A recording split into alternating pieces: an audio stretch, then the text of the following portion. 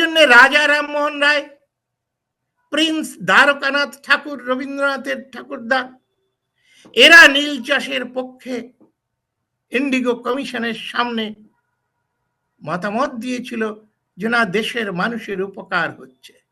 কিন্তু এই উপকারটার ভাগিদার বিপুলভাবে হচ্ছিল এই ছোট জাতের কৃষক কুল।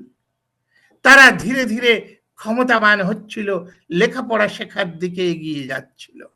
সুতরাং এটাকে বন্ধ করতে হবে। সেই জন্যে 1850-53 সালে ওই দীনবন্ধু মিত্র, ওই হরিশ মুখোপাধ্যায়, মজুমদার, দত্ত, এরা ড্রামা লিখলো, লিখলো, সেটাকে বন্ধ করতে হবে। এগুলো কিষাণের প্রতি তাদের দরদ উপচে পড়লো।